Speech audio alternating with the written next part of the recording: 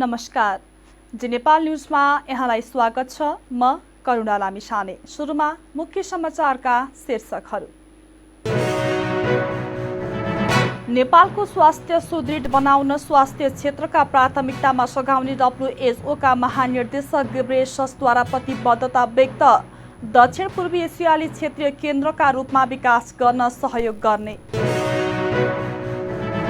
पालिका चुनावका लागि उम्मेदवारी मनोनयन दर्ता सुरु। मनोनयन दर्ता व्यवस्थित ढङ्गले सम्पन्न गर्न निर्वाचन आयोगको अपिल। काङ्ग्रेसको घोषणा पत्र सार्वजनिक, कम्युनिस्टको चर्को आलोचना। ओलीले सत्ताको ताण्डव नृत्य मचाएको आरोप। नाइजेरियाको दक्षिणी क्षेत्रमा रहेको एक अवैध तेल प्रशोधन केन्द्रमा विस्फोट, कम्तीमा 50 जनाको मृत्यु।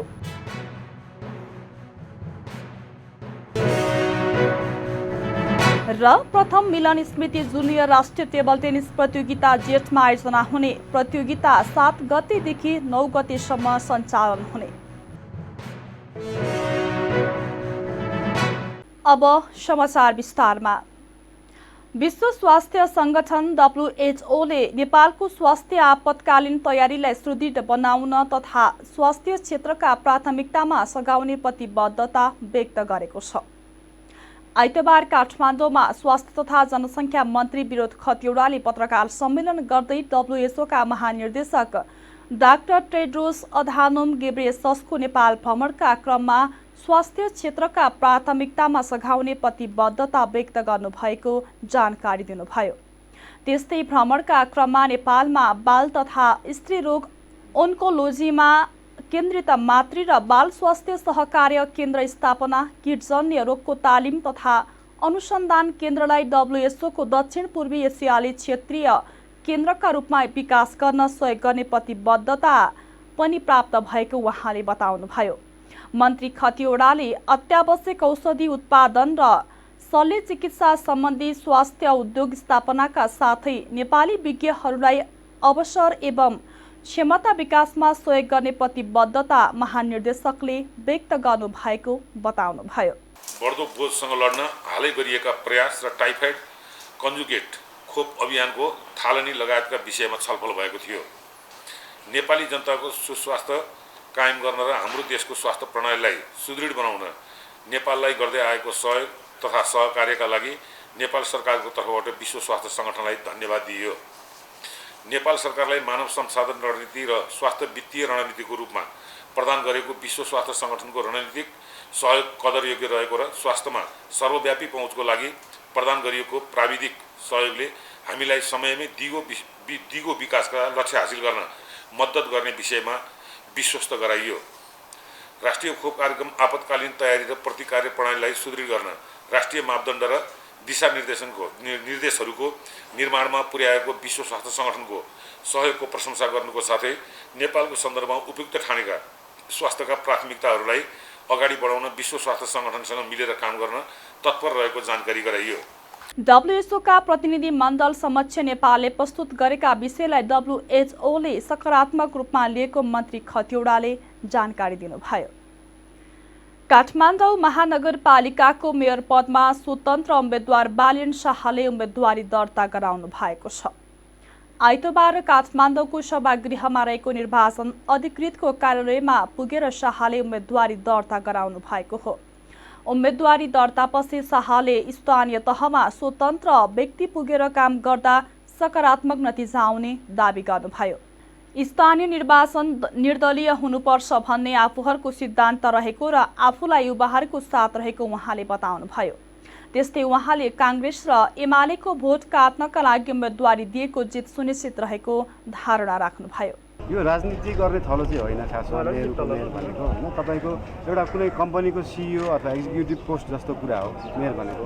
मेयर भइसकेपछि त्यो व्यक्तिले शिक्षा, स्वास्थ्य, इन्फ्रास्ट्रक्चर वेस्ट म्यानेजमेन्ट व्यवस्थापन होइन ठाउँको ब्रान्डिङदेखि लिएर सबै कुराको ज्ञान चाहिँ राख्नुपर्छ अथवा त्यो ज्ञान पुरै सबै कुराको नभए पनि तपाईँको कन्सल्टेन्ट टिमहरू जुन हुन्छ नि त्यो कन्सल्टेन्ट टिमहरूबाट आएको एउटा रोडम्याप एउटा डिजाइन एउटा सल्लाह एउटा सुझावहरूलाई चाहिँ बुझ्न सक्ने व्यक्ति भयो भने चाहिँ एउटा पालिका नगरपालिका गाउँपालिकामा काम गर्न सक्छ भन्ने हाम्रो बुझाइयो जुन चाहिँ तपाईँको राजनीतिक पार्टीको ब्याकग्राउन्डबाट आउँदाखेरि चाहिँ त्यो अलिक गाह्रै हुन्छ किनभने राजनीतिक पार्टीबाट जुन टिकट लिने प्रोसेस नै छ त्यो प्रोसेसमा नै अलिकति थोरै फल्ट छ जस्तो लाग्छ किनभने तपाईँको लबिङ गर्दाखेरि भनौँ न पैसा खर्च हुने नेताहरूको चाकरी गर्नुपर्ने अथवा तपाईँको त्यो एउटा पैसा एक लेभलको पैसा खर्च गरिसकेपछि त्यो मेयर भइसकेपछि त्यो पार्टीको लागि थोरै पैसा कमाइदिनु पर्ने हुनसक्छ होइन आफ्नो कार्यकर्ताहरूलाई जागिर दिनुपर्ने हुनसक्छ अथवा आफूलाई सहयोग गर्ने व्यापारीहरूलाई फेरि उनीहरूको लागि नयाँ पोलिसीहरू जग्गाहरू सस्तोमा लिज दिनुपर्ने हुनसक्छ त्यो चिजहरूको बन्धनमा बसेर चाहिँ मेयरले काम गर्न सक्दैन त्यही भएर एउटा स्वतन्त्र व्यक्ति त्यो ठाउँमा पुगिसक्यो भने चाहिँ पुगेपछि के हुन्छ भन्दाखेरि आफ्नै कार्यालयमा कुनै जस्तै पार्टीका मान्छे भयो भने आफ्नो पार्टीको भए कारबाही गर्न नसकिने स्थितिहरू धेरै नगरपालिकाहरूमा देखिन्छ अथवा विरोधी पार्टीका भयो भने जे राम्रो काम गरे पनि त्यो पार्टीलाई विरोध नै गर्नुपर्ने। त्यस्तै आइतबार नै विवेकशील साझा पार्टीका उम्मेद्वार समीक्षा बास्कोटाले पनि काठमाडौँ महानगरको मेयर पदमा उम्मेदवारी दर्ता गराउनु भएको छ। उम्मेदवारी दर्ता गराउँदै बास्कोटाले काठमाडौँमा वैकल्पिक राजनीतिक शक्ति विवेकशील साझा रहेको बताउनुभयो। उहाँले महानगरभित्रको समस्याको समाधानका लागि योजनाबद्ध ढङ्गले काम गर्ने दाबी गर्नुभयो। भर्खरै हामीले विवेकशील साझा पार्टीको तर्फबाट मेयर पदको लागि म समीक्षा बास्कोटाले उम्मेदवारी भर्खरै दर्ता गरिसकेको छु र विवेकशील साझा पार्टीले यसपालि काठमाडौँ महानगर आफै पनि राजनीतिको केन्द्र हो र अब हामीलाई के विश्वास छ भन्दाखेरि वैकल्पिक राजनीतिको केन्द्र पनि काठमाडौँ महानगरबाट सुरु हुन्छ र त्यो सुरुवात आजको दिन फर्मल सुरुवात चाहिँ आज मनोनयन पत्र दर्ता गरिसकेर उम्मेदवारी दर्ता गरिसकेर भइसकेको छ र काठमाडौँ महानगरवासीले परिवर्तन चाहनु भएको छ। परिवर्तनको संवाहक अब काठमाडौँ महानगरवासी काठमाडौँ महानगरपालिकाले देखाइदिनु हुनेछ र वैकल्पिक राजनीतिको किल्ला किनभने महानगर आफैमा पनि राजनीतिको केन्द्र हो अब वैकल्पिक राजनीतिको केन्द्र पनि हो भनेर काठमाडौँवासीले विवेकशील साझालाई तराजु चिन्हमा मतदान गरी यसपालि परिवर्तनको संवाहक बनिदिनुहुन्छ भन्ने यहीँबाट म अनुरोध गर्न चाहे र यहाँहरू सबैजनाले साथ सहयोग दिनुहुन्छ र परिवर्तन चाहनुहुने सम्पूर्ण मतदाताले हामीलाई सहयोग गर्नुहुन्छ भन्ने आशा पनि लिएका छौँ। ठूला दलका प्रतिनिधिहरूले भने काठमाडौँमा सोमबार मात्रै उम्मेदवारी दिने तयारी गरेका छन्। आसन्न स्थानीय तह निर्वाचन 2079 का लागि उम्मेदवारको मनोनयन आइतबारबाट सुरु भएको छ। देशका 753 स्थानीय तहमा स्थापना भएका निर्वाचन अधिकृतको कार्यालयमा सोमबारसम्म मनोनयन गराउन सकिने निर्वाचन आयोगले जनाएको छ। विगतका स्थानीय तहको निर्वाचनमा उम्मेदवारको मनोनयन दर्ता गर्ने कार्यक्रम 1 दिनको रहेकोमा यसपटक 2 दिनको दिन छुट्याइएको हो। कानुन बमोजिम स्थानीय तह सदस्यको निर्वाचनमा उम्मेदवार बन्न योग्यता पुगेका कुनै पनि व्यक्तिले कुनै पनि समयमा सम्बन्धित निर्वाचन अधिकृतको कार्यालयमा उम्मेदवारको मनोनयन दर्ता गर्न सक्ने आयोगले जनाएको छ। स्थानीय तहको प्रमुख वा उपप्रमुखमा उम्मेदवार दिने व्यक्तिले धरौटी बापत रु 1500, वडा अध्यक्षले रु 1000 र वडा सदस्यले रु 500 धरौटी राख्नुपर्ने आयोगले जनाएको छ। महिला, दलित, विपन्न तथा अल्पसंख्यक उम्मेदवारको हकमा धरौटी रकममा 50% छुट हुनेछ। सोमबार साँझ नै उम्मेदवारको अन्तिम नामावली प्रकाशन गरिने आयोगले जनाएको छ। वैशाख 13 गते उम्मेदवारको विरोधमा उजुरी दिने, वैशाख 14 र 15 गते मनोनयन पत्र जाँच गर्ने तथा उजुरीमाथि जाँचबुझ गरी निर्णय गर्ने आयोगको भनाइ छ। त्यस्तै वैशाख 15 गते मनोनयन भएका उम्मेदवारको नामावली प्रकाशन गर्ने, वैशाख 16 गते उम्मेदवारले नाम फिर्ता लिने र उम्मेदवारको अन्तिम नामावली प्रकाशन गर्ने तथा वैशाख 17 गते उम्मेदवारलाई निर्वाचन चिन्ह प्रदान गर्ने कार्यतालिका रहेको छ। कक्षा 12 को परीक्षाको समय परिवर्तन गरिएको छ। राष्ट्रिय परीक्षा बोर्डले परीक्षा बिहान 8 बजेदेखि 11 बजेसम्म सञ्चालन गर्ने निर्णय गरेको हो। यसअघि प्रकाशित तालिका अनुसार बिहान 11 बजेदेखि 2 बजेसम्म हुने तय भएको थियो। विभिन्न सरकारवालाको सुझाव अनुसार परीक्षाको समय हेरफेर गरेको बोर्डले सूचना निकालेर जनाएको छ। कक्षा 12 को परीक्षा आउँदो जेठ 16 गतेदेखि 25 गतेसम्म सञ्चालन हुँदैछ। जनता समाजवादी पार्टी जसपा नेपालले भ्रष्टाचार मुक्त बनाऊ, विकास र समृद्धिको अभियान अघि बढाऊ भन्ने नारा दिएर स्थानीय तह केन्द्रित घोषणापत्र सार्वजनिक गरेको छ। आइतबार काठमाडौँमा पत्रकार सम्मेलन गर्दै जसपाले घोषणापत्र सार्वजनिक गरेको हो। निर्वाचनले स्थानीय लोकतन्त्र, स्वायत्तता, सुशासनको प्रत्याभूति तथा प्रभावकारी सेवा सुविधा प्रदान गर्न उल्लेखनीय योगदान गर्ने जसपाको विश्वास छ। जसपाले ओडा र पालिका कार्यालयहरूलाई सेवाग्राही मैत्री बनाइने, जनतालाई छिटो छरितो सेवा सुविधा प्रदान गरिने, भ्रष्टाचारमा शून्य सहनशीलता कायम गर्ने र सरकारी कर्मचारी राजनीतिक नेतृत्वले भ्रष्टाचार गरेमा प्रमाण भेटिएमा तुरुन्त कानुनी कारबाही गरिने जनाएको छ। त्यस्तै प्रत्येक ओडामा 50 र नगरपालिकामा 500 जना युवालाई रोजगारी दिने र माध्यमिक तहसम्मको शिक्षा व्यावहारिक रूपमै निःशुल्क र गुणस्तरीय बनाउने घोषणापत्रमा उल्लेख गरिएको जसपा नेता अशोक राईले जानकारी दिनुभयो। त्यस्तै स्थानीय तहको करको दायरालाई बढाएर करको दरलाई कम पार्ने योजना जसपाको रहेको उहाँले बताउनुभयो। लोकतन्त्रको अभ्यासलाई अझै व्यापक र प्रभावकारी बनाउने भन्नाले स्थानीय तहले कसैले चुनाव जित्यो, जसपाको चाहिँ नि कार्यकारिणी बन्यो, तर त्यो कार्यकारिणीले चाहिँ नि अरू दलहरूसँग पनि समन्वय गरेर काम गर्ने, छलफल गरेर काम गर्ने, राय मशविरा गरेर काम गर्ने, महत्त्वपूर्ण निर्णयहरू लिँदा, महत्त्वपूर्ण योजनाहरू बनाउँदा चाहिँ सर्वदलीय सहमति निर्माण गरेर अगाडि बढ्ने तरिकालाई अपनाउनु पर्छ भन्ने कुरालाई पनि हामीले अगाडि सारेका छौँ। पिउने पानीको सम्बन्धमा सर्वसुलभ होस्, सबैलाई पिउने पानी प्राप्त होस् र नगरीय क्षेत्रहरूमा जहाँ चाहिँ खानेपानीको शुल्क लिने चलन छ ती ठाउँहरूमा चाहिँ खानेपानीको 200 सम्मको शुल्क चाहिँ निःशुल्क गर्ने, मिनाहा गर्ने तर्फ पनि छ।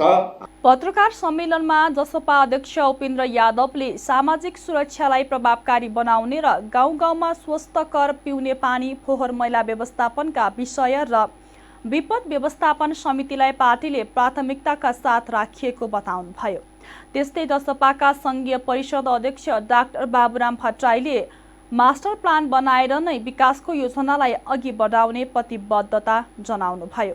लोकतन्त्रलाई जनताको घर दैलोमा पुर्याउने र तल्लो तहबाटै विकास गर्ने योजना आफूहरूको रहेको उहाँको भनाइ छ। सामाजिक सुरक्षालाई प्रभावकारी बनाउने र गाउँको वातावरणलाई, अधिकांश गाउँमा अस्वस्थ पिउने पानी भएको यानि स्वस्थकर पिउने पानीको अभावका कारण र गाउँमा फोहोर मैला व्यवस्थापन नभएको र त्यस वातावरणबाट अनेकौं प्रकारका रोगहरू फैलिने गरेका छन्। यसलाई ग्रामीण वातावरणलाई सुधारेर त्यसलाई चाहिँ के छ भन्दाखेरि त्यहाँ सरसफाइको चेतना जगाएर स्वास्थ्यको क्षेत्रलाई र सामाजिक क्षेत्रलाई निकै सुधार गर्न सकिन्छ। यो आर्थिक विकास, सामाजिक विकास, भौतिक पूर्वाधारको विकासका सँगसँगै त हामीले गाउँहरूमा कहिले गाउँ स्तरमै कहिलेकाहीँ चाहिँ अचानक प्राकृतिक प्रकोपहरू आइपुग्छ। गाउँमा तयारी केही हुन्न पालिकाहरूमा, त्यसले गर्दा के हुन्छ भन्दा त्यसलाई फेसै गर्न सकिन्न र अनाहकमा समय छँदै अनेक उपायहरू अपनाउन सक्ने अवस्था हुँदाहुँदै पनि चाहिँ के भन्दाखेरि मानिसहरूले दुःख पाउने गरेका छन्, घरबार सम्पत्ति नष्ट हुने गरेका छन्। त्यसको लागि ग्रामपालिकाहरूमा, नगरपालिकाहरूमा नै एउटा सानो भए पनि ट्रेन्डमा चाहिँ के हो भन्दाखेरि डिजास्टर म्यानेजमेन्ट टिम चाहिँ बन्न जरुरी छ, जुन कन्सेप्टलाई अगाडि बढाउन आवश्यक छ। यो भू उपयोग योजना अनुसारै कुन ठाउँमा चाहिँ आवास क्षेत्र बनाउने, कुन ठाउँमा चाहिँ यो सेवा क्षेत्र बनाउने, कुन ठाउँमा औद्योगिक क्षेत्र बनाउने, यस्तो प्लानहरू गरेर गर्ने र सँगसँगै बाटोघाटो, पानी बिजुली पार्कहरू लगायतकाको चाहिँ पनि हामीले योजना बनाएर मात्रै गर्ने। अहिले जुन भद्रगोल ढङ्गले बनेको छ त्यसले गुरु योजना मास्टर प्लान नबनाइकन र ल्यान्ड युज प्लान नबनाइकन चाहिँ हामीले कुनै पनि गतिविधि चाहिँ नगर्ने, गर्न नदिने हामीले जुन योजना बनाएका छौँ त्यसले अहिलेको जुन डोजरे विकास भनेर डोजरले जतासुकै भत्काउँदै हिँड्ने जुन प्रवृत्ति छ त्यसलाई पनि हामीले नयाँ ढङ्गले लान्छौँ।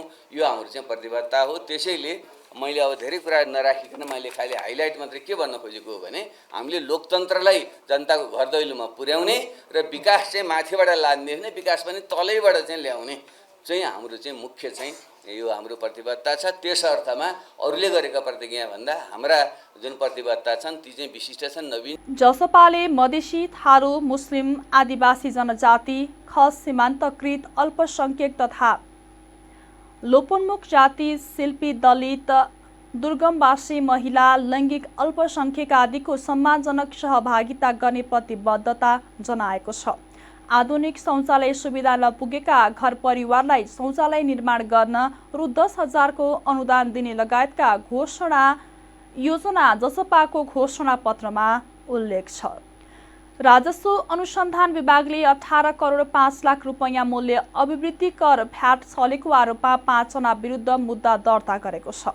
विभिन्न झुटा बिल बिजक मार्फत राजस्व छलेको आरोपमा विभागले 5 जना विरुद्ध बिगोको दोब्बरले हुने रकम 36 करोड 11 लाख 37 हजार रुपैयाँ जरिवाना सजायको माग राखेर उच्च अदालत पाटनमा मुद्दा दर्ता गराएको हो। काठमाडौँ बाफलको शुभलक्ष्मी इन्टरनेसनलका सञ्चालक मनिष कुमार अग्रवाल, एसबी ट्रेड सप्लायर्सका हितेश कुमार अग्रवाल र विमल अग्रवाल, सीतापाइलाको एमके इन्टरनेसनलका सञ्चालक प्रमित महर्जन र गणपति ट्रेड लिङ्कका सञ्चालक दिपेन्द्र कुमार अग्रवाल विरुद्ध मुद्दा दायर भएको हो। उनीहरूले कर छल्ने उद्देश्यले जालसाधीयुक्त नक्कली तथा झुटा भ्याट बिल खरिद गरेर सरकारलाई नोक्सानी पुर्याएको राजस्व अनुसन्धान विभाग पुल्चोक ललितपुरले जनाएको छ। जी नेपाल न्युजमा अब एकैछिन विश्रामभन्दा अगाडि प्रमुख समाचारका शीर्षकहरू। नेपालको स्वास्थ्य सुदृढ बनाउन स्वास्थ्य क्षेत्रका प्राथमिकतामा सघाउने WHOका महानिर्देशक गेब्रेयससद्वारा प्रतिबद्धता व्यक्त। दक्षिण पूर्वी एसियाली क्षेत्रीय केन्द्रका रूपमा विकास गर्न सहयोग गर्ने। पालिका चुनावका लागि उम्मेदवारी मनोनयन दर्ता सुरु। मनोनयन दर्ता व्यवस्थित ढङ्गले सम्पन्न गर्न निर्वाचन आयोगको अपिल। काङ्ग्रेसको घोषणा पत्र सार्वजनिक, कम्युनिस्टको चर्को आलोचना। ओलीले सत्ताको ताण्डव नृत्य मचाएको आरोप। नाइजेरियाको दक्षिणी क्षेत्रमा रहेको एक अवैध तेल प्रशोधन केन्द्रमा विस्फोट, कम्तीमा 50 जनाको मृत्यु।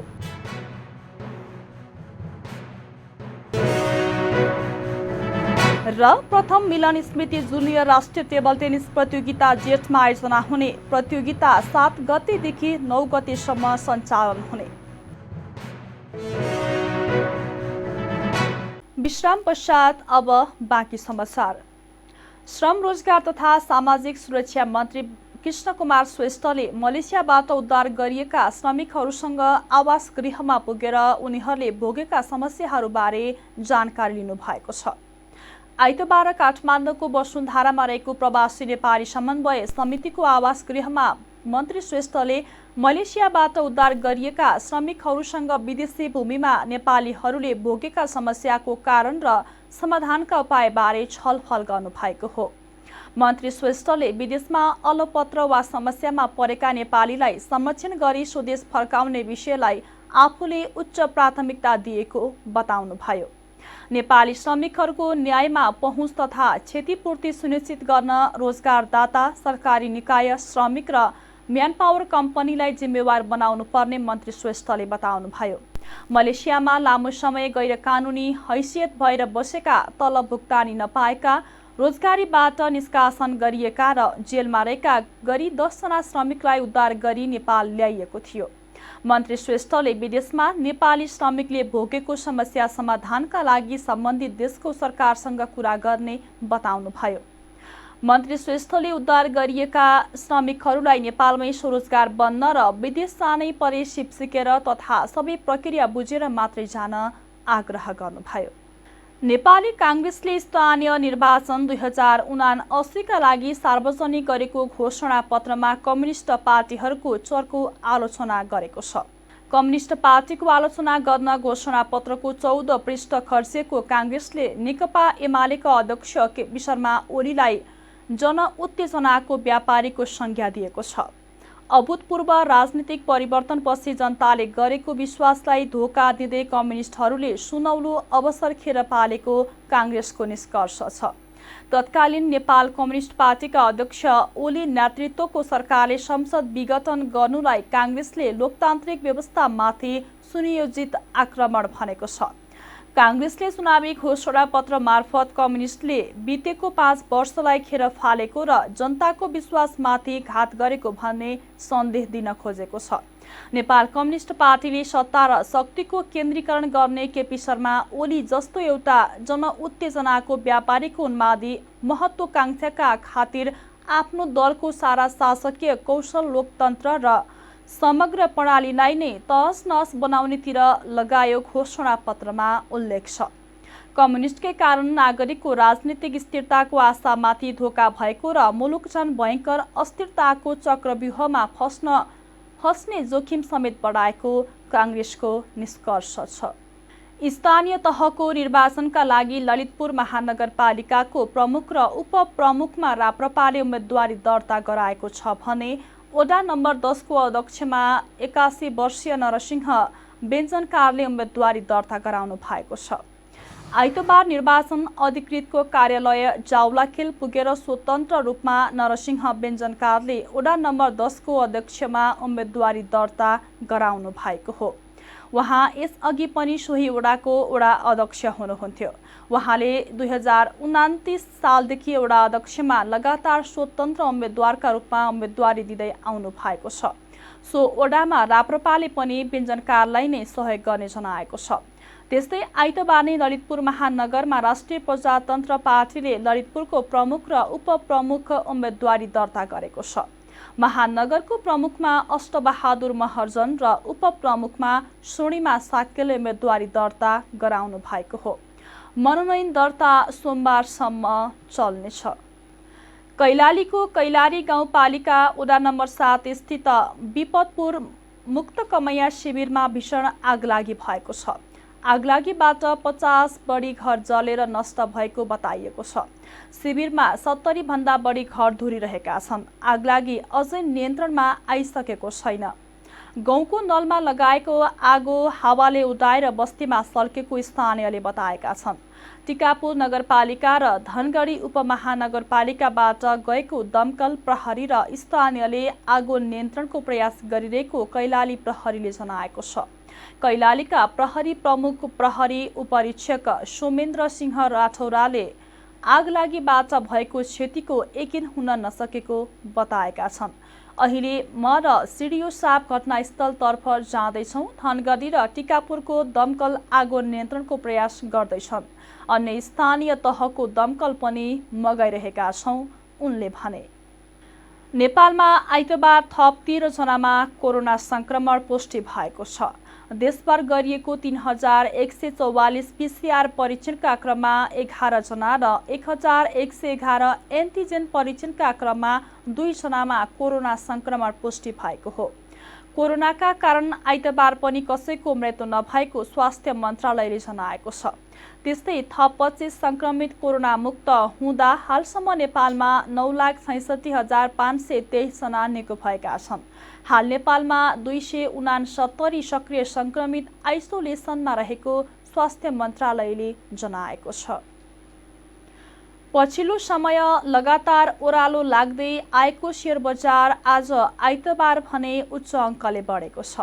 शेयर बजार परिसूचक नेप्से आज 95.46 अङ्कले बढेर 2420.91 बिन्दुमा पुगेको छ।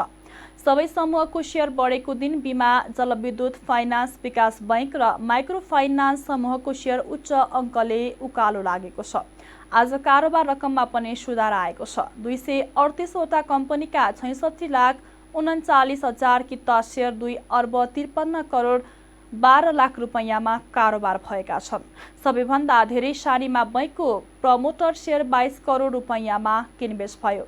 आज best finance, national hydro power लगायतका 12 वटा कम्पनीको सेयर 10% बढेर सकारात्मक सर्किट लागेको छ। आज जम्मा 4 वटा कम्पनीको सेयर मात्रै घटेको छ। अब अन्तर्राष्ट्रिय समाचार। नाइजेरियाको दक्षिणी क्षेत्रमा रहेको एक अवैध तेल प्रशोधन केन्द्रमा विस्फोट हुँदा कम्तीमा 50 जनाको मृत्यु भएको छ। विस्फोटपछि भएको ठूलो आगलागीमा परि उनीहरूको मृत्यु भएको आशंका गरिएको बीबीसीले उल्लेख गरेको छ। कतिपयको पहिचान पनि खुल्न नसक्ने अवस्था रहेको छ। अन्य कैयौं मानिस घाइते भएका कारण मृत्यु हुनेको संख्या बन्न सक्ने बताइएको छ। उच्च गरिबी तथा बेरोजगारका कारण तेल पाइने स्थानका अधिकांश बासिन्दाहरू अवैध तेल प्रशोधनलाई आकर्षण व्यवसाय बनाएका छन्। अवैध कच्चा तेल प्रशोधन गर्न अवैध प्लान्टहरूको फैलाव रोक्न सरकारी अधिकारीहरू सङ्घर्ष गरिरहेका छन्। अब खेल समाचार। पूर्व राष्ट्रिय टेबल टेनिस खेलाडी स्वर्गीय मिलन श्रेष्ठको सम्झनामा जेठमा प्रथम मिलन स्मृति जुनियर राष्ट्रिय टेबल टेनिस प्रतियोगिता आयोजना हुने भएको छ। आयोजक स्पेन इभेन्ट्स प्रालीले आइतबार काठमाडौँमा पत्रकार सम्मेलन गर्दै प्रतियोगिता जेठ 7 गतेदेखि 9 गतेसम्म लैनचौर स्थित राष्ट्रिय टेबल टेनिस प्रशिक्षण केन्द्रमा हुने जानकारी दिएको हो। प्रतियोगितामा 3 विभागीय टोली सहित देशभरका जिल्ला तथा क्लबका खेलाडीले सहभागिता जनाउनेछन्। प्रतियोगितामा junior boy singles, junior girls singles, cadet boy singles, cadet girls singles, boy singles, 12 वर्ष मुनि गर्ल्स सिंगल्स, 12 वर्ष मुनि मेन्स भेटरान सिंगल्स, 40 वर्ष माथि मेन्स भेटरान सिंगल्स, 50 वर्ष माथि र मेन्स भेटरान सिंगल्स, 60 वर्ष माथि गरेर 9 स्पर्धामा प्रतिस्पर्धा हुनेछ। जुनियर बोइज गर्ल्स तथा क्याडेट बोइज गर्ल्सको विजेताले 20,000, दोस्रोले 10,000 र सेमी फाइनलमा पुग्नेले 5,000 पाउनेछन्। 12 वर्ष मुनि बोइज सिंगल्स, गर्ल्स सिंगल्स तथा भेटरान तर्फको विजेताले 10,000, दोस्रोले 5,000 र सेमी फाइनल पुग्नेले 2,500 पाउने स्पेन इभेन्ट्सका अध्यक्ष सुमन साकेले जानकारी दिनुभयो। खेल समाचारसँगै हामी जी नेपाल न्युजको अन्त्यमा आइसकेका छौँ। जाँदा जाँदै मुख्य खबरका शीर्षकहरू पुनः एकपटक। नेपालको स्वास्थ्य सुदृढ बनाउन स्वास्थ्य क्षेत्रका प्राथमिकतामा सघाउने WHO का महानिर्देशक गेब्रेयेससद्वारा प्रतिबद्धता व्यक्त। दक्षिण पूर्वी एसियाली क्षेत्रीय केन्द्रका रूपमा विकास गर्न सहयोग गर्ने। पालिका चुनावका लागि उम्मेदवारी मनोनयन दर्ता सुरु। मनोनयन दर्ता व्यवस्थित ढङ्गले सम्पन्न गर्न निर्वाचन आयोगको अपिल। काङ्ग्रेसको घोषणा पत्र सार्वजनिक, कम्युनिस्टको चर्को आलोचना। ओलीले सत्ताको ताण्डव नृत्य मचाएको आरोप। नाइजेरियाको दक्षिणी क्षेत्रमा रहेको एक अवैध तेल प्रशोधन केन्द्रमा विस्फोट, कम्तीमा 50 जनाको मृत्यु।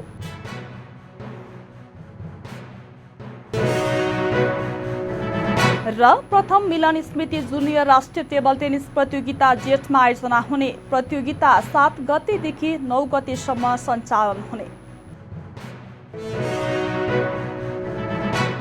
हवस् त अहिलेको लागि जी नेपाल एसडी न्युज यति नै। ताजा समाचार र मनोरञ्जनका लागि जी नेपाल एसडी टेलिभिजन हेर्दै रहनुहोला। नमस्कार।